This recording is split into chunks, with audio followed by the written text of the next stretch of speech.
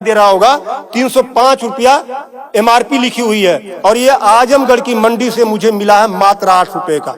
कितना % कमीशन आप खा रहे हो? ये ऐसा क्यों है? इस पे भी चर्चा होती है। ये देखिए आईबी सेट है जिसके माध्यम से ग्लूकोज ब्लड वगैरह चढ़ता है शरीर में, इसे कहते हैं आईबी सेट। इस पे जो एमआरपी लिखी हुई है वो 198 और यहाँ आप देख सकते हैं 198 रुपए की ये आईबी सेट मुझे पड़ी है मात्र 12 रुपए की।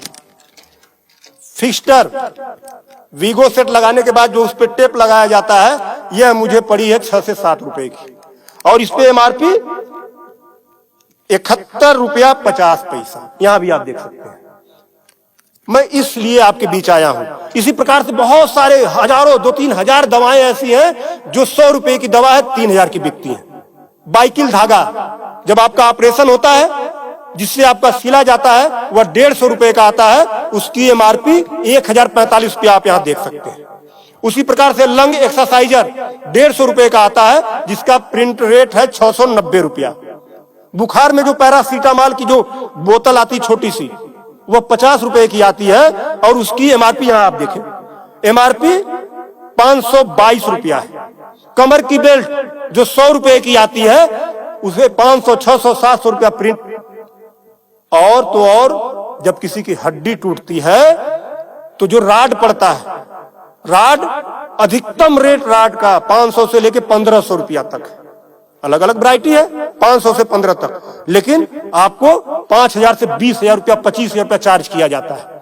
आपके दिमाग में आ रहा होगा कि अरे भाई डॉक्टर लगा रहे हैं तो देखिए डॉक्टर जब आप अस्पताल में भर्ती होते हैं तो बेड चार्ज अलग, नर्सिंग चार्ज अलग, जांच की फीसें अलग, वो सब चीजें करने के बाद 1500 रुपए की चीज खरीद कर आप 20-20 हजार का बेच रहे हो। तब मैं आपके बीच कहने आया हूं कि साथियों उसी प्रकार से बहुत सारी दवाई हैं। 100 रुपए की दवा, एक दवा मैं देखा ला नहीं पाया उसको, 100 रुपए की दवा उसकी एमआरपी 2000 रुपया लिखी हुई थी।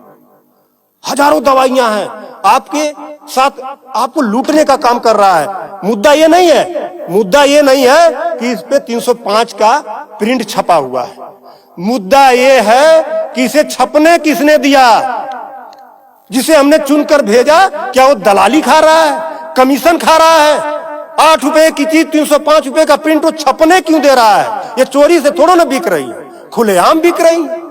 तो ये जिम्मेदारी सरकार की है। इसीलिए मैं कह रहा हूं कि आइए, और ये मुद्दा किसी सपा, भाजपा, कांग्रेस किसी नेता का थोड़ा ना है, ये भारत के 140 करोड़ जनता से जुड़ा हुआ मुद्दा है। आपको आगे आना होगा और आगे आने के लिए आपको इस वीडियो को अधिक से अधिक शेयर करवाना होगा, अधिक से अधिक लोगों को बताना होगा। इसलिए नहीं कि मेरा ये प्रचार हो जाएगा, ऐसा कुछ नहीं है। इस मुहिम को जब ये वीडियो शेयर होंगे, सोशल मीडिया एक ऐसा प्लेटफॉर्म है जिससे सरकारें हिल जाती हैं। आज मैं इस चीज को लेकर आया हूं, यह जनता से जुड़ा हुआ मुद्दा है। जब आप मेरी इस बात को, जनता की आवाज को अपने इलेक्ट्रॉनिक गैजेट्स के माध्यम से आगे बढ़ाने का काम करेंगे, निश्चित रूप से सरकारें डरेंगी। और मैं तो कहता हूं सरकारों को जनता से डरना चाहिए, जनता को सरकारों से नहीं डरना चाहिए।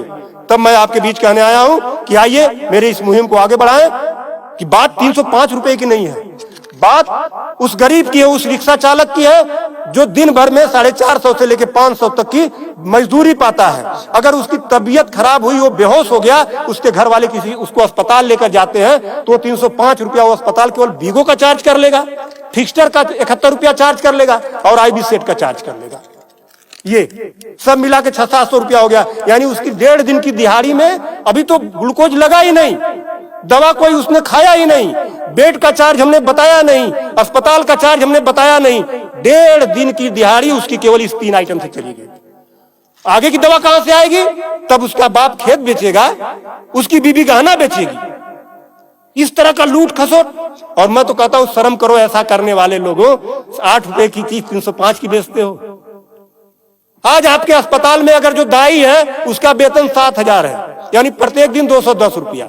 अगर उसकी तबीयत खराब हुई, वो आप ही के अस्पताल में भर्ती होती है तो उसकी 3 दिन की दिहाड़ी केवल इन 3 चीजों की लग जाती है। कुछ तो शर्म करो, कुछ तो सोचो।